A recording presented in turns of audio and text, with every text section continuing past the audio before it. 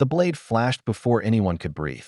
A man lunged, wild-eyed, his hand clutching the knife like a promise of harm. The crowd froze. A young pregnant woman stumbled back, her hands shielding her belly, her voice caught in her throat. And then, without a word, the old man stepped forward. The knife found him first. His body absorbed the strike like stone meeting storm, his stance unshaken though blood began to darken his shirt.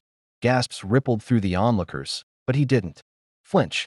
His hand, rough and steady, pushed the woman behind him. "Stay behind me," he murmured, voice calm as if nothing had happened at all.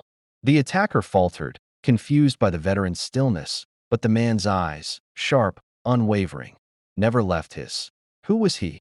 The crowd only saw an aging figure with a limp, gray hair slicked back by sweat, and a coat that had clearly seen better days. They didn't see the years carried in his bones. They didn't feel the deserts he had crossed, the rain he had stood beneath, the friends he had buried far from home. His silence wasn't weakness.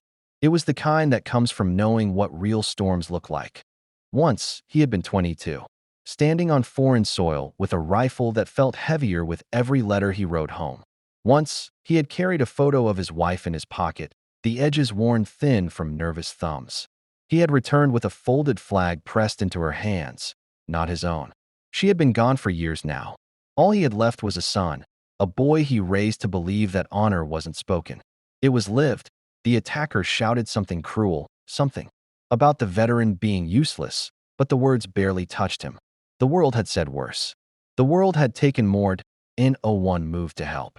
Some held up phones, eager to capture tragedy, but too afraid to stop it. Others averted their eyes, hoping someone else would act. The old man stood alone, blood trickling slowly down his side, the knife now aimed again. This time at the woman he had promised, without words, to protect. And then, faint but clear, a sound cut through the chaos, the sharp rhythm of boots on concrete. The attacker didn't notice at first. Neither did the crowd. But the woman saw the veteran's lips curve ever so slightly, not quite a smile, more like recognition.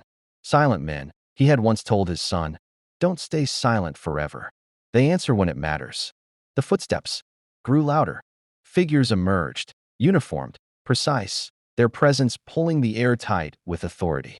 At their head walked a man whose gaze burned like tempered steel. He stopped when he saw the bleeding veteran, and, for the first time, his expression cracked. "Dad." The crowd gasped.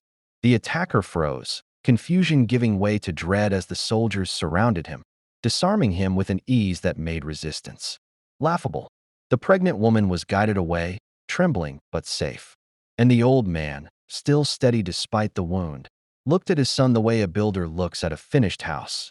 "You taught me," his son said, voice low but carrying through. The stunned silence. That true power doesn't shout. It shows up. The old man nodded once. "And it stands its ground," he said, each word heavy with meaning. Phones were still recording, but now the crowd wasn't silent out of fear. They were silent out of respect.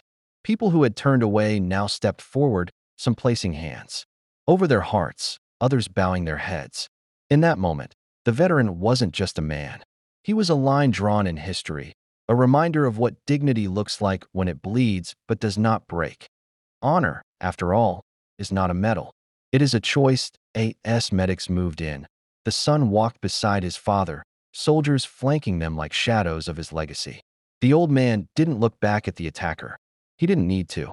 Justice had already been served, not through punishment, but through presence, because sometimes the greatest victory isn't in defeating someone. It's in showing the world what cannot be defeated. And maybe that's what this story is really about. Where are you watching from? What does honor look like to you? Share your thoughts below, and subscribe for more stories that remind us silent heroes still walk among us.